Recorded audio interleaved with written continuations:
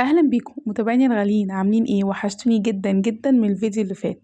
النهارده هعمل معاكي اسهل واحلى تارت ممكن تعمليه. وصفة سهلة جدا جدا بمكونات كلها ان شاء الله بسيطة وموجودة عندك. هتعملي احلى تارت واسهل تارت ممكن تعمليه.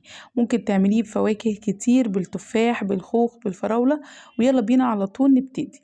اول حاجة خالص انا هستخدم هنا للحشوة 3 معالق كبار من النشا، عليهم 3 معالق من السكر، ممكن توصل لمعلقتين لو انت حابة ان هو يكون سكره خفيف. وكمان هحط عليهم كوباية كبيرة من اللبن. انا بعملها نص لبن ونص مية علشان ما تبقاش تقيلة قوي. على فكرة حشوة حلوة جدا ولذيذة بجد، طعمها حلو جدا. الناس اللي مش ملهاش تقل قوي على الكاسترد وكده، لا الوصفة دي حلوة قوي قوي قوي. يعتبر كاسترد بس في البيت بطريقة سهلة و... وما فيهاش زفارة خالص. هقولك على تريكات ممكن تعمليها كده علشان تطلع معاكي مظبوطة جدا. قلبي بقى كده كويس النشا مع اللبن مع السكر لغاية بس ما تأكدي ان النشا داب كويس. وبعدين بضيف عليهم بضاية واحدة بس، وعليهم معلقة صغيرة من الفانيليا، ممكن السايلة او الباودر عادي اللي موجود عندك. وهاتي بقى كده ليمونية وخدي القشر بتاعها. طبعا خلي بالك بناخد الجزء الاخضر بس، وبتحاولي طبعا ان انت ما تاخديش ابدا الجزء الابيض علشان ما يمررش. حركة الليمون ده بيدي ريحة حلوة جدا، وبيمنع خالص زفارة البيضة اللي انت ممكن تحسيها مع الكاسترد البيتي. بجد حشوة يا جماعة حلوة جدا، ممكن تستخدميها في حاجات كتير، ممكن تستخدميها مع الجلاش الحلو او مع الكنافة. جربيها وهتدعيلي. ابدأي بقى ان انت كده اضربيهم كويس جدا لغاية ما تتأكدي ان البضاية اتضربت كويس جدا ومش موجودة خالص في الخليط. وانس ان انت بس تدوبي البيضة كده كويس وتقلبيها كويس جدا. هنضيف كمان كوباية من الحليب او اللبن، طبعا نص لبن ونص مية. يعني كده انا استخدمت حوالي كوباية لبن وكوباية مية. كده خلاص كل المكونات دابت مع بعض كويس جدا. هبدأ بقى ان انا ارفعها على نار هادية، والتقليب المستمر لغاية ما يتكون عندي المزيج اللي انت شايفاه ده. مزيج ناعم جدا وفي نفس الوقت متماسك. الكمية المظبوطة كوبايتين من اللبن عليهم 3 معالق كبار من النشا. هنا بقى ضفت عليهم عصير الليمونة اللي انا اخدت قشرها، وابدا بقى ان انا اقلبهم كويس جدا. هتحسي ان هي فكت كده من بعض شويه، بس استمرار التقليب هترجع تاني ناعمه زي ما انت شايفه كده. خطوه مهمه قوي هي اختياريه بس بجد بتفرق جدا جدا في طعم الكاستر اللي انت هتعمليه. هي معلقه كبيره من الزبده، طبعا بدرجه حراره الغرفه. انت مجرد ما هتحطيها بسبب حراره الكاستر دوت او الحشوه هتبدا ان هي تسيح، وتبداي ان انت تقلبيها. هتلاحظي ان هي فتفتت كده في الاول. استمري في التقليب هترجع تاني وهتديكي قوام ناعم جدا وكريمي زي ما انت شايفة كده. بجد حشوة حلوة جدا جدا جدا.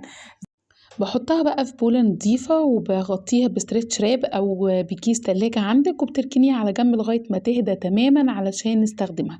يبقى أول خطوة تبدأي بيها هي الحشوة. وزي ما قلت لك حشوة طعمها خطير جدا يا جماعة وسهلة جدا، وممكن تستخدميها في وصفات كتير لحشوات كتير زي الإكلير، زي الجلاش، حاجات كتير قوي. تعالي بقى نعمل مع بعض العجينة بتاعت التارت بتاعتنا.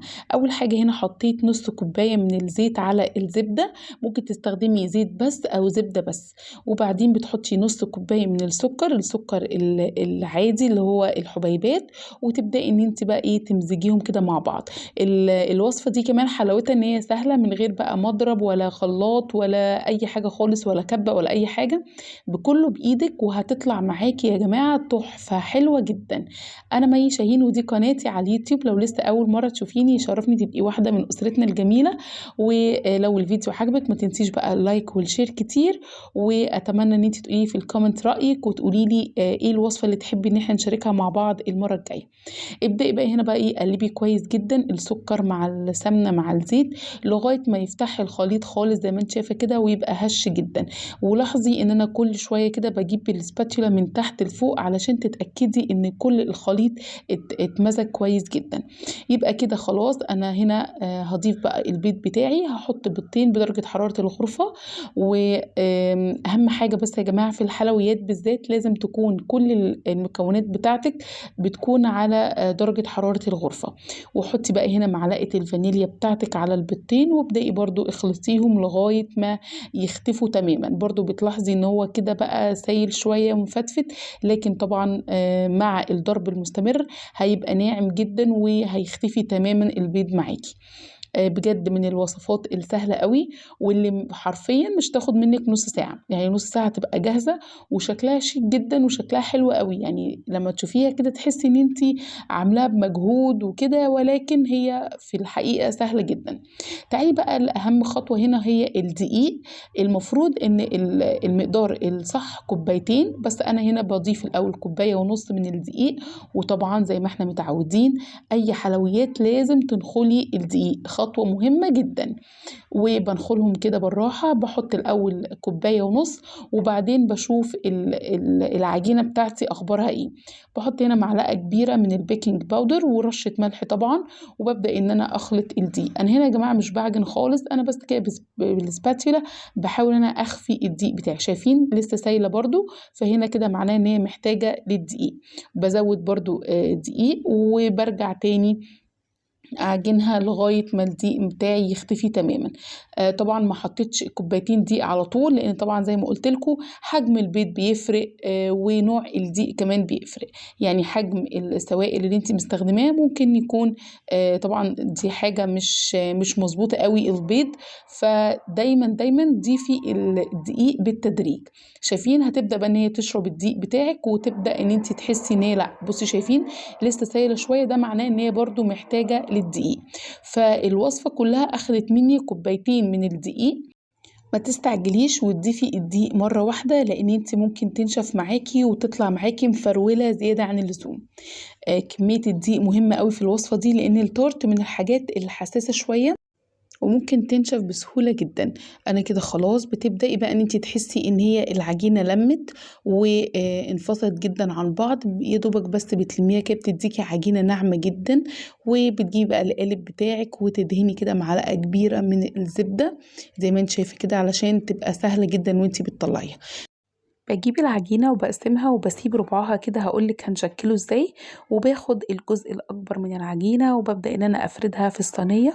هتتفرد معايا بمنتهى السهولة جدا، لان هي عجينة ناعمة جدا وسلسة جدا. ببدأ بقى كده داير ما يدور بصوابعي كده، اعمل لها حواف علشان لما انزل بالحشوة بتاعتي ما تطلعش بره. وبنزل بقى بالحشوة بتاعتي كده بعد ما بردت تماما. اتأكدي ان هي باردة خالص، وطبعا ما تنسيش ان انتي تغطيها علشان ما تعملش قشرة او تعمل وش يعني وتضايقك بعد كده وتنشف منك. وببدأ بقى بالسباتيولا بفردها كده بالراحة لغاية ما تتفرد معايا كويس جدا. زي ما انتم شايفين ما شاء الله سلسة جدا وبتتفرد بمنتهى السهولة. كده زي ما انتم شايفين. طبعا ممكن بقى بدل الخطوة دي ممكن تستخدمي على فكرة حشوات كتير. ممكن تستخدمي مربى، يعني بنفس الطريقة كده بدل ما تعملي الحشوة بتاعتنا دي ممكن لو عندك مربى في البيت تستخدميها، هتبقى حلوة برضو.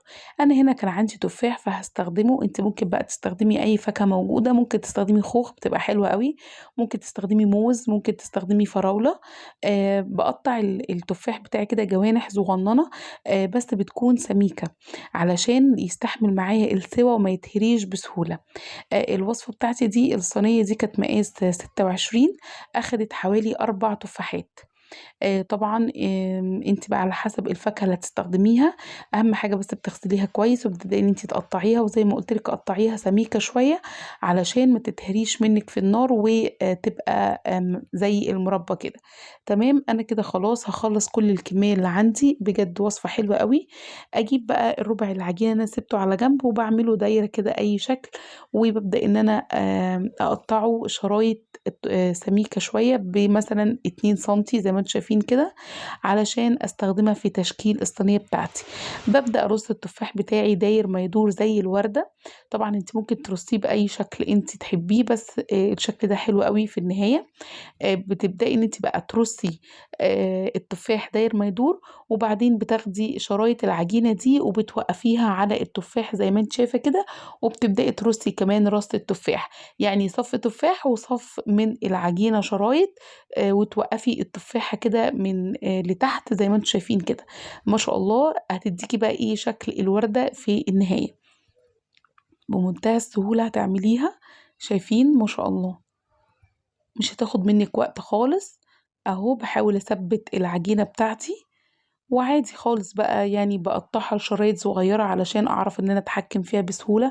زي ما قلت لكم هي عجينة طرية جدا، زي كده البسكوت زي البيتي فور، فبتبقى طرية قوي فبتتعاملي معاها بالراحة. اهي. وهكمل بقى بقية الكمية كلها لغاية ما تديني شكل الوردة التحفة ده. طبعا بتدخل على الفرن يكون مسخن مسبقا على درجة حرارة 180 لمدة 20 دقيقة، مش أكتر من كده. هتعرفي ازاي ان هي استوت؟ هتلاقي الحواف بتاعتها بدأت ان هي تاخد لون ذهبي حلو.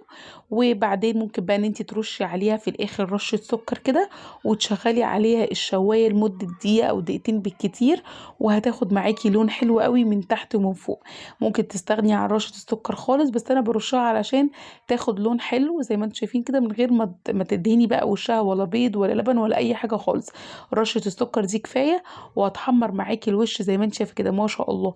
هيطلع معاكي بقى الوش زي الجناب، تحفه يا جماعه. سيبيها بقى تهدى شويه وابدأي ان انت قطعيها. طبعا انتوا عارفيني انا بحب اكل حاجه سخنه، فهتدي بقى معاكي يا سيدي. شايفين الطبقات يا جماعه؟ الطبقات بقى مع الحشوة مع التفاح بجد روعة، طعمها حلو جدا. حاجة كده خفيفة وطعمها ناعم قوي، مقرمش، حاجة بسيطة كده، وفي نفس الوقت الحشوة دي مديها طراوة. بجد وصفة تستاهل ان انت تجربيها. جربيها وقولي ايه رأيك في الكومنتس، وما تنسيش الشير واللايك والسبسكرايب للقناة. واستني مني فيديوهات حلوة جاية كتير، واشوفكم على ألف خير.